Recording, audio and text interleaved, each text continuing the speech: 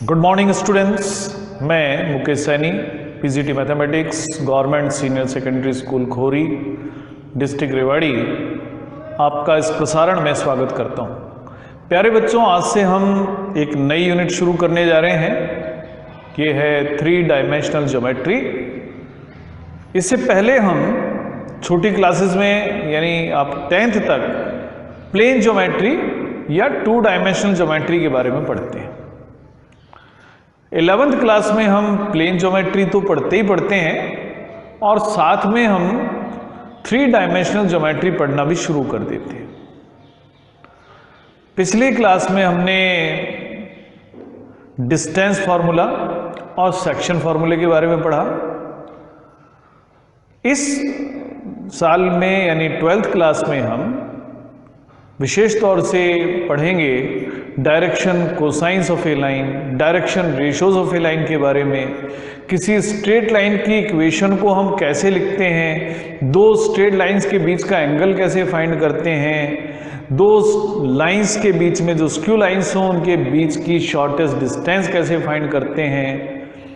उसके बाद हम किसी प्लेन की इक्वेशन कैसे लिखते हैं, 2 प्लेन्स के बीच का एंगल कैसे फाइंड करते हैं, किसी लाइन की किसी प्लेन से डिस्टेंस कैसे फाइंड करते हैं। इन सारी बातों को इस साल इस क्लास में हमें पढ़ना है। आइए एक बार हम शुरू करते हैं। जो बातें हमने 11th क्लास में पढ़ी उनको एक बार हम रिवाइज कर लें। तो हमने शुरुआत की थी 3 डायमेंशनल ज्योमेट्री की, जहां हम 3 परपेंडिकुलर एक्सिस लेते हैं। तो 3 परपेंडिकुलर एक्सिस को जब भी हम अपनी नोटबुक में शो करेंगे तो इस तरीके से हम 3 एक्सिस को शो करते हैं। अब किसी भी पॉइंट के कोऑर्डिनेट्स की अगर हम बात करते हैं तो किसी भी पॉइंट के कोऑर्डिनेट्स, यानी हम यहाँ पर कोई पॉइंट P ले लें तो उसके कोऑर्डिनेट्स इस क्रम में लिखे जाते हैं। जो पहला नंबर है वो x कोऑर्डिनेट को शो करता है, दूसरा नंबर y कोऑर्डिनेट को और तीसरा नंबर z कोऑर्डिनेट को शो करता है। हमने ये भी पढ़ा था कि जो 3 डायमेंशनल ज्योमेट्री हम पढ़ रहे हैं, तीनों जो एक्सिस हैं म्यूचुअली परपेंडिकुलर हैं। हालांकि जब हम बोर्ड पर बनाते हैं या नोटबुक पर बनाते हैं तो हम एक्चुअली जब आप इनको मेजर करेंगे तो इनके बीच का एंगल आपको 90 डिग्री दिखाई नहीं देगा। उसका कारण ये है कि हम एक प्लेन सरफेस पर 3 डायमेंशनल ऑब्जेक्ट को दिखाने की कोशिश कर रहे हैं, जो कि एग्जैक्टली पॉसिबल नहीं है। तो यहां हमें कुछ इमेजिनेशन का सहारा लेना पड़ता है। 3 जो परपेंडिकुलर एक्सिस हैं, जिन्हें हम एक्स एक्सिस, वाई एक्सिस और जेड एक्सिस कहते हैं, ये तीनों मिलकर हमारा राइट हैंडेड कोऑर्डिनेट सिस्टम बनाते हैं। अब राइट हैंडेड कोऑर्डिनेट सिस्टम से हमारा मीनिंग ये है कि अगर हम किसी स्क्रू को एक्स एक्सिस से वाई एक्सिस की तरफ घुमाएं और घुमाने पर जिस डायरेक्शन में वो जाता है वह अगर जेड एक्सिस की डायरेक्शन है तो इस तरह का जो सिस्टम है वो राइट हैंडेड सिस्टम हमारा कोऑर्डिनेट सिस्टम कहलाता है।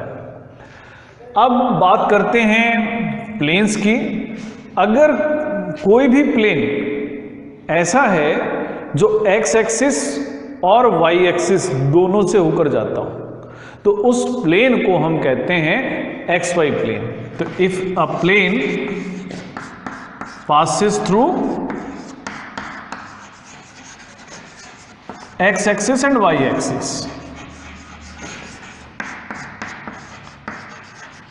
then it is known as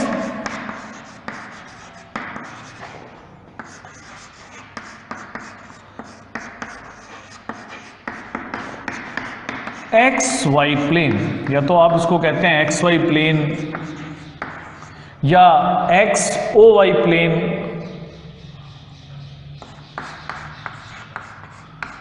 या कई बार आप इसको जेड प्लेन भी कह देते हैं। इसी तरह से अगर कोई प्लेन वाई एक्सिस और जेड एक्सिस दोनों से होता हुआ जाता है तो उस प्लेन को वाई जेड प्लेन या वाई ओ जेड प्लेन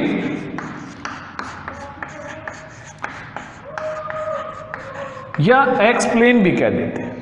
और इसी तरह से अगर कोई प्लेन एक्स एक्सिस और जेड एक्सिस दोनों से पास होकर जाए तो हम उसको कहते हैं जेड एक्स प्लेन या एक्स ओ जेड प्लेन या वाई प्लेन भी इसको कह देते हैं।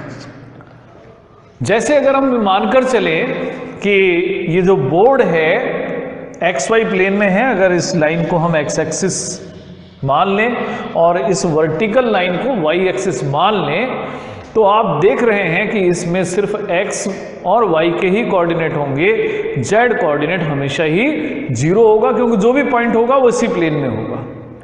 तो अगर कोई point, if a point lies इन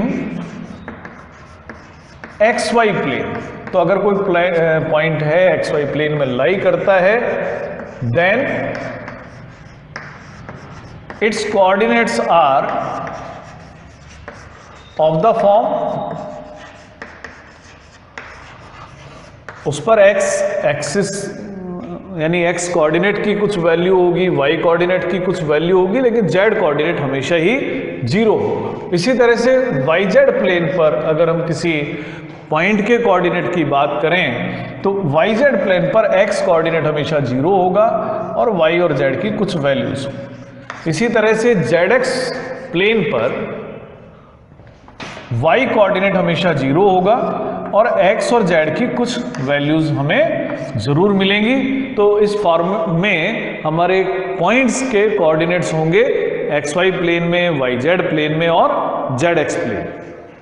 अब अगर हम एक्सिस की बात करें, कोऑर्डिनेट एक्सिस की बात करें, अगर हम एक्स एक्सिस को ले लें तो एक्स एक्सिस पर कोई भी पॉइंट होगा तो उस पर वाई कोऑर्डिनेट भी 0 होगा और जेड कोऑर्डिनेट भी 0 होगा। तो ये point on x axis is of the form, सिर्फ x की कुछ वैल्यू होगी जो नॉन जीरो होगी, तो x y कोऑर्डिनेट 0 होगा, z कोऑर्डिनेट 0 होगा। इसी तरह से कोई पॉइंट y एक्सिस पर है तो उसका x कोऑर्डिनेट 0 होगा, y कोऑर्डिनेट की कोई भी वैल्यू होगी, लेकिन z कोऑर्डिनेट 0 होगा।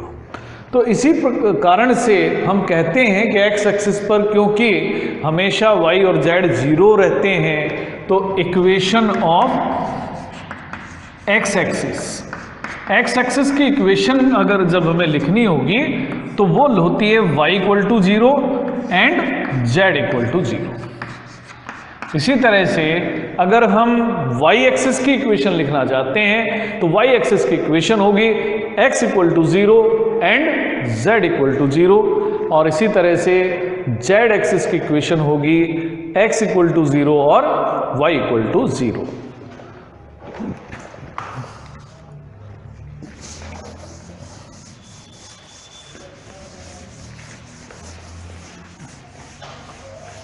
अब हम बात करेंगे जो हमने 11th क्लास में पढ़ा था, डिस्टेंस फार्मूला और सेक्शन फार्मूला।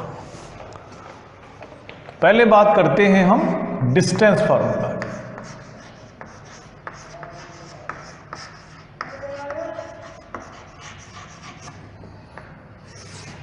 अगर स्पेस में हम दो पॉइंट लें जिनके कोऑर्डिनेट्स हमें मालूम हो, x1 y1 z1 और x2 y2 z2, ये दो पॉइंट्स अगर स्पेस में हम लेते हैं तो इन दो पॉइंट्स के बीच की जो डिस्टेंस है, जिसे हम pq कहते हैं, तो वो डिस्टेंस होगी x2 माइनस x1 का square plus y2 minus y1 का square plus z2 minus z1 का स्क्वायर। तो ये है डिस्टेंस फार्मूला। ये हालांकि आप 10th क्लास तक भी पढ़ चुके होते हैं डिस्टेंस फार्मूले को, लेकिन वहाँ आप पढ़ते हैं 2 डायमेंशनल ज्योमेट्री में जहाँ z कोऑर्डिनेट होता नहीं, तो बिल्कुल उसी का एक्सटेंशन आप मान सकते हैं। इसके अलावा हमने सेक्शन फार्मूला भी पढ़ा था। Section formula for internal division आपने पढ़ा, तो सेक्शन फार्मूला हमें क्या काम आता है वो भी हम एक बार फिर रिवाइज करेंगे। अगर हमें दो पॉइंट्स दिए हुए हैं जिनका नाम हम ले लेते हैं ए, जिसके कोऑर्डिनेट्स हैं x1 y1 z1, और दूसरा पॉइंट हो बी जिसके कोऑर्डिनेट्स हों x2 y2 z2।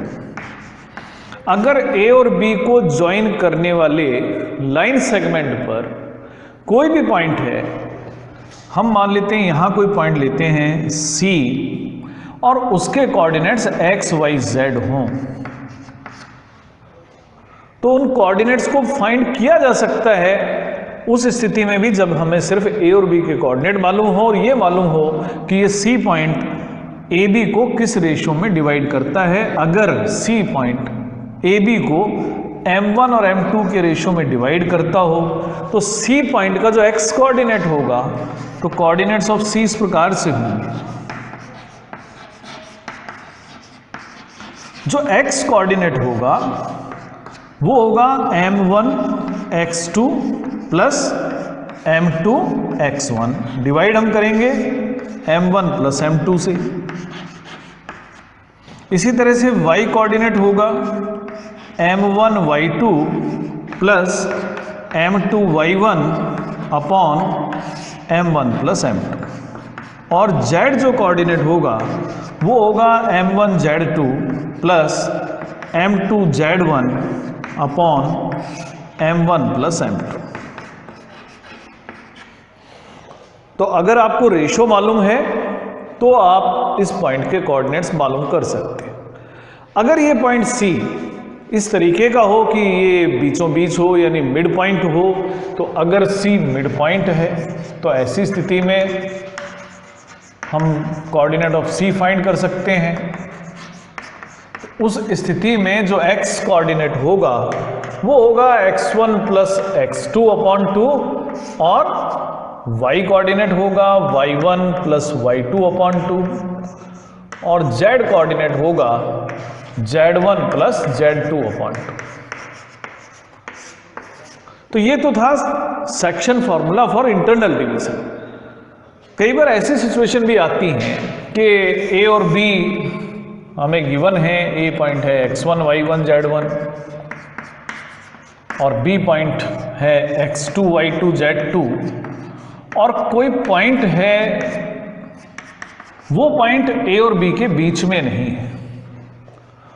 वो पॉइंट c हम लेते हैं, वो पॉइंट हो सकता है b के राइट साइड में हो या a के लेफ्ट साइड में हो।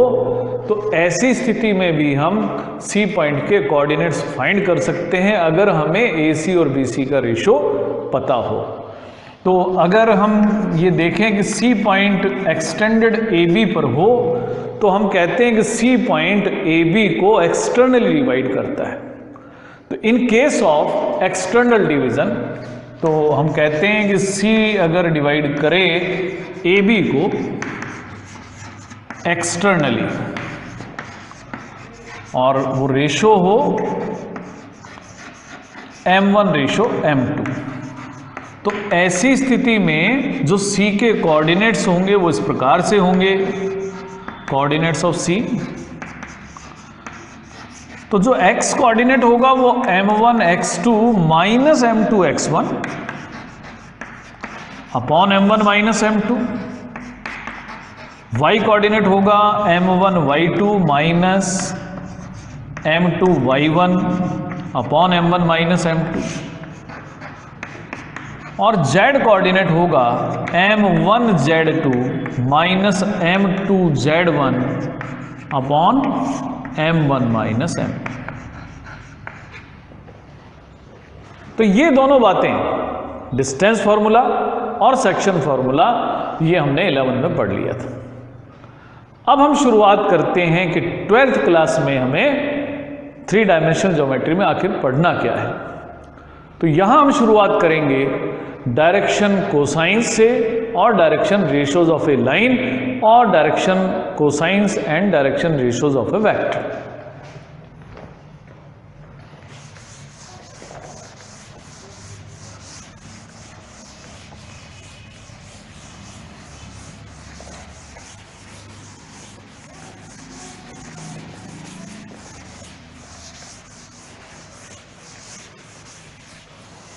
पहले हम बात करते हैं कि direction cosines of a line से हमारा क्या मतलब है।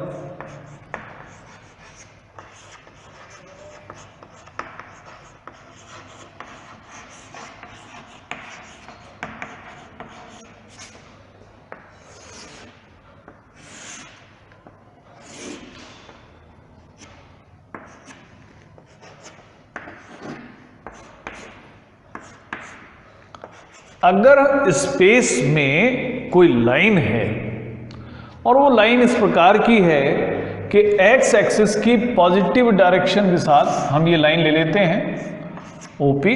अगर एक्स एक्सिस की पॉजिटिव डायरेक्शन के साथ ये लाइन अल्फा एंगल बनाए, वाई एक्सिस की पॉजिटिव डायरेक्शन के साथ बीटा एंगल बनाए और जेड एक्सिस की पॉजिटिव डायरेक्शन के साथ में ये गामा एंगल बनाए, तो ये तीनों एंगल जो अल्फा, बीटा और गामा हैं, इन्हें हम डायरेक्शनल एंगल्स कहते हैं। Alpha, beta, gamma are called directional angles.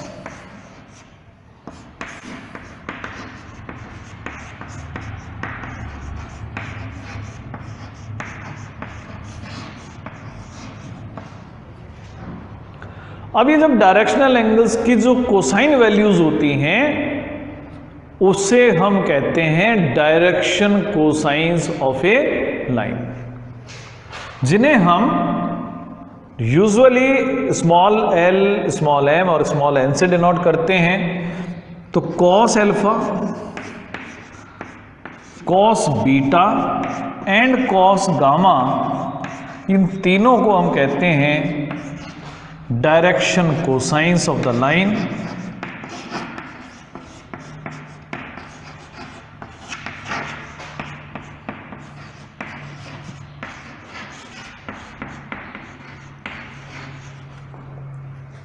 और इन्हें हम यूजुअली एल एम एन से डिनोट कर देते हैं,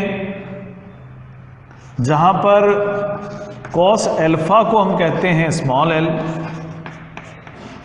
कॉस बीटा को हम कहते हैं स्मॉल एम और कॉस गामा को हम कहते हैं स्मॉल एम। तो ये जो एल, एम और एन जो डायरेक्शन कोसाइंस कहलाते हैं किसी स्ट्रेट लाइन के, इनमें आपस में क्या रिलेशन होता है, तो ये भी हम देखना चाहेंगे।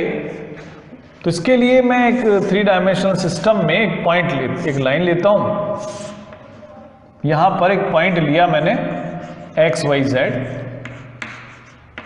और इस लाइन, इस पॉइंट से एक्स एक्सिस पर अगर मान लो मैं एक परपेंडिकुलर ड्रा कर देता हूं, एल पॉइंट पर अगर मान लो ये मिले, और ओ से पी की जो डिस्टेंस है अगर वो आर हो, ओ से पी की डिस्टेंस अगर हम आर ले लें और ओ से लेकर एल की डिस्टेंस को मान लेते हैं हम एक्स ले लेते हैं।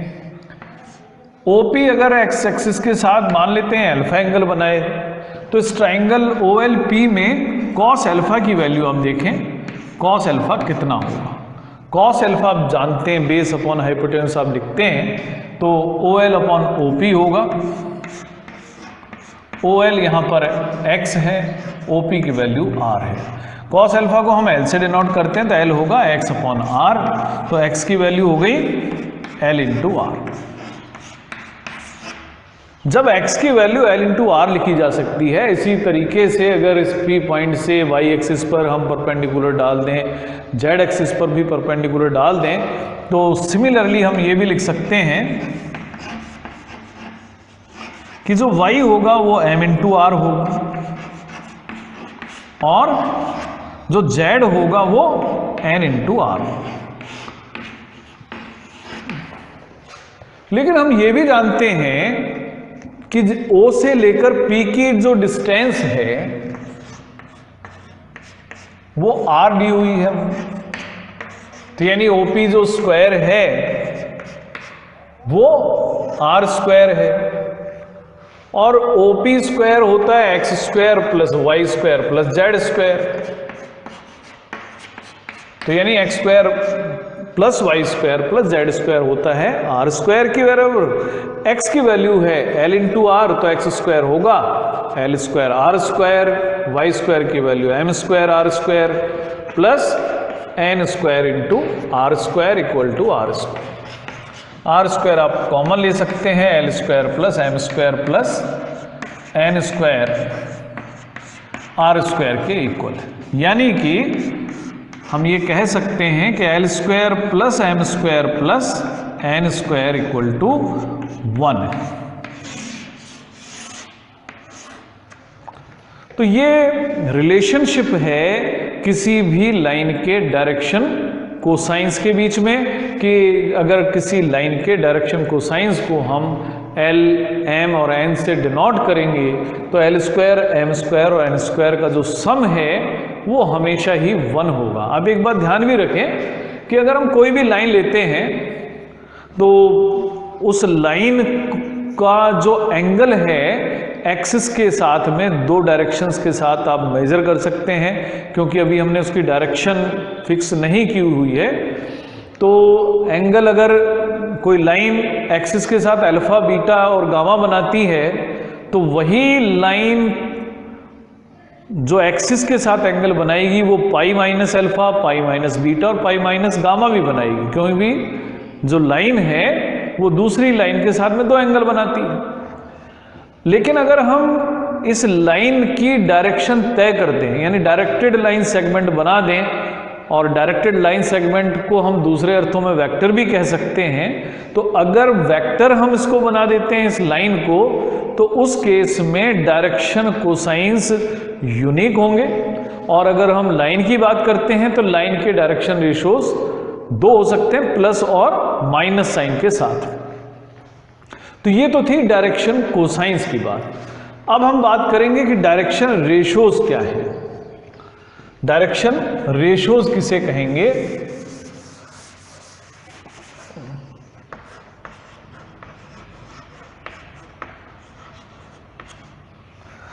तो डायरेक्शन रेशियो से हमारा मीनिंग है कि जो हमें डायरेक्शन कोसाइंस मिले उन डायरेक्शन कोसाइंस का कोई भी प्रोपोर्शनल नंबर जो होगा वो डायरेक्शन रेशियो होगा। अब डायरेक्शन कोसाइंस किसी वेक्टर की अगर बात करता हूं तो यूनिक होते हैं। डायरेक्शन कोसाइंस किसी लाइन की बात करें तो 2 हो सकते हैं, प्लस और माइनस साइन के साथ में। लेकिन डायरेक्शन रेशियोज इनफाइनाइट हो सकते हैं नंबर्स में, क्योंकि आप किसी भी सेट ऑफ नंबर्स को अगर आप सेम नंबर से मल्टीप्लाई करते चलेंगे तो आपको इनफाइनाइट नंबर्स ऑफ सेट्स मिलेंगे। तो कोई भी नंबर जो डायरेक्शन कोसाइंस के प्रोपोर्शनल हो उन्हें हम direction ratios of that line कहेंगे। तो अगर हम ये कहें कि if A B C are direction ratios of a line,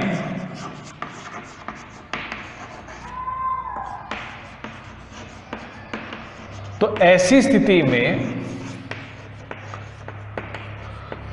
जो L का रेशो A के साथ होगा, M का रेशो B के साथ होगा और N का रेशो C के साथ होगा, वो सेम ही होगा। मान लेते हैं कि रेशो फिक्स है, ये लैम्डा के बराबर ले लें।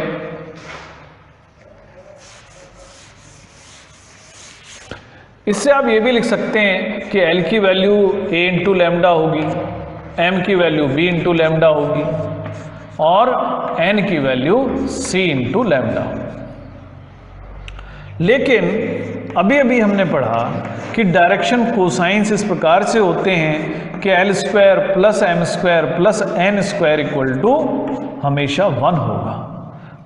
L M N की वैल्यू हमारे पास है, इसका मतलब A square lambda square plus B square lambda square plus C square lambda square की वैल्यू 1 होगी। लैम्डा स्क्वायर आप इसमें से कॉमन ले सकते हैं, तो लैम्डा स्क्वायर होगा A square plus B square plus C square equal to 1।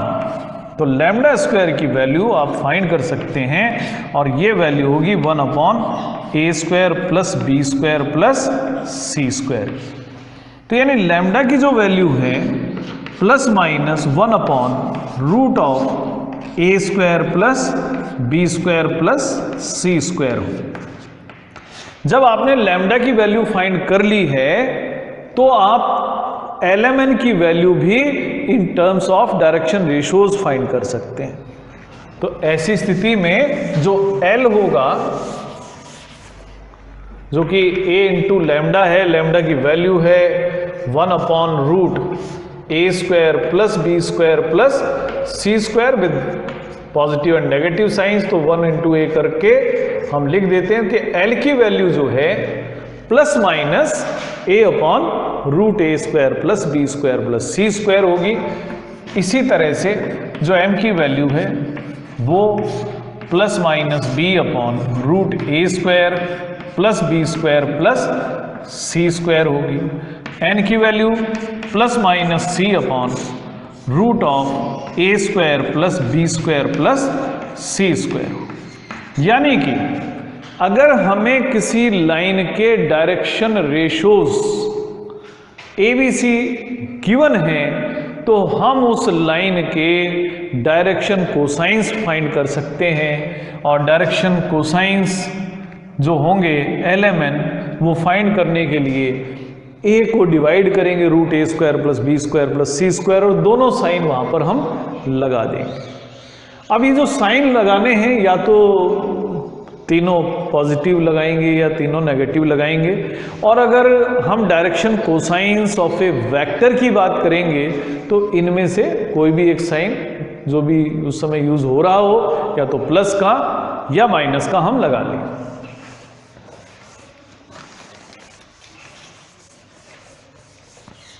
अब हम बात करेंगे कि कैसे हम 3 डायमेंशनल ज्योमेट्री को और वेक्टर्स को एक दूसरे से रिलेट कर सकते हैं।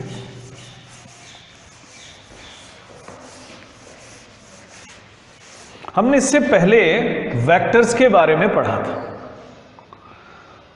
तो वेक्टर अगर हम लें, एक यूनिट वेक्टर लेते हैं, अगर एक यूनिट वेक्टर लिया जाए OP, तो OP को मान लेते हैं हम LI plus MJ plus NK लिखें। तो जब भी आप नोट करें कि अगर आपको एक वेक्टर दिया हुआ है और वो यूनिट वेक्टर है, तो उस समय जो उस वेक्टर के I, J और K के कोफिशिएंट होंगे वो उस वेक्टर के डायरेक्शन कोसाइंस होंगे। जैसे आप देख रहे हैं, कैसे पता लगेगा कि ये जो कोफिशिएंट्स हैं वो डायरेक्शन कोसाइंस हैं? अगर आप इन नंबर्स को लें जो इनके कोफिशिएंट्स हैं, उनका स्क्वायर करें, ऐड कर दें, और उनका स्क्वायर ऐड करने पर 1 आ जाए, तो इसका मतलब ये एक यूनिट वेक्टर है। तो आज से बाद आपको याद रखना है कि in a unit vector coefficients of I, J and K are direction cosines of that vector, आप लिख भी सकते हैं। तो in a unit vector coefficients of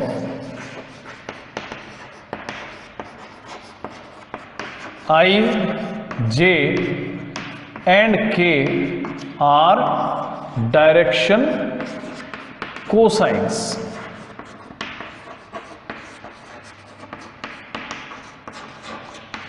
of that vector. तो इसका मीनिंग ये हुआ कि अगर हम कोई भी नॉर्मल वेक्टर लेते हैं, देयरफॉर अगर मान लेते हैं मैं एक वेक्टर लेता हूं OQ और वो है A1I plus A2J plus A3 के, अगर A1, A2, A3 के स्क्वायर को मैंने सम करा और ये 1 आ जाता है तो इसका मतलब ये यूनिट वेक्टर है। लेकिन अगर ये 1 ना आए तो ऐसी स्थिति में जो I, J और K के कोफिशिएंट हैं वो उस वेक्टर के डायरेक्शन रेशियोज होंगे। देन कोफिशिएंट्स ऑफ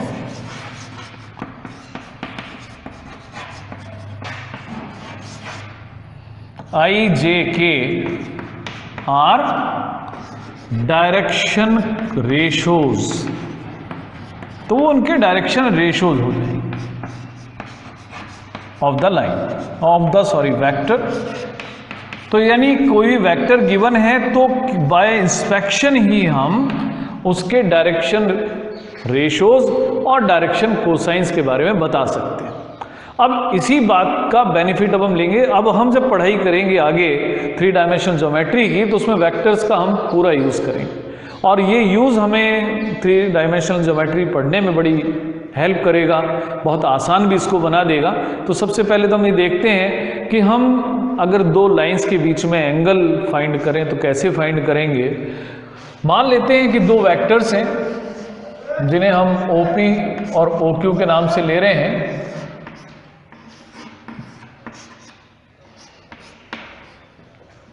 मान लेते हैं जो OP वेक्टर है वो A1I plus B1J plus C1K और जो OQ वेक्टर है वो A2I plus B2J plus C2K है। और हम चाहते हैं कि इन दोनों वेक्टर्स के बीच का एंगल फाइंड कर लें। तो हम जानते हैं कि 2 वेक्टर्स के बीच का एंगल कैसे फाइंड करते हैं। अगर उनके बीच का एंगल cos थीटा है तो cos थीटा होगा OP डॉट OQ और divided by magnitude of OP और मैग्नीट्यूड ऑफ OQ। तो OP और OQ का डॉट प्रोडक्ट होगा यहां पर A1 A2 plus B1 B2 plus C1 C2 और इसको डिवाइड करेंगे जो OP का मैग्नीट्यूड है जो कि A1 square plus B1 square plus C1 square है और A2 square plus B2 square plus C2 square. तो इस फॉर्मूले से 2 लाइंस के बीच का एंगल निकाल सकते हैं। अगर ये 2 वेक्टर यूनिट वेक्टर रहे होते तो इफ OP मान लेते हैं L1I plus M1J plus N1K हो और OQ L2I plus M2J plus N2K हो, तो ऐसी स्थिति में इन दोनों के बीच का एंगल हम इसी प्रकार से फाइंड करेंगे cos theta. OP dot OQ करेंगे आपको मिलेगा L1 L2 plus M1 M2 plus N1 N2 divide आप करेंगे L1 square plus M1 square plus N1 square से और L2 square plus M2 square plus N2 square से। लेकिन L1 square plus M1 square और N1 स्क्वायर का सम 1 होता है, ये भी 1 है। तो यानी 2 वेक्टर्स के बीच का एंगल अगर थीटा हो तो cos थीटा की value L1 L2 plus M1 M2 plus N1 N2। तो इस तरीके से हम 2 वेक्टर्स के बीच का एंगल फाइंड कर सकते हैं और इन्हीं की हेल्प से 2 लाइंस के बीच का एंगल भी डिटरमाइन किया जा सकता है। प्यारे बच्चों, अभी आज हम इतना ही समय पढ़ा पाएंगे। बाकी कंसेप्ट के लिए हम अगले लेक्चर में आपसे फिर मिलेंगे। आज के लिए इतना ही, धन्यवाद।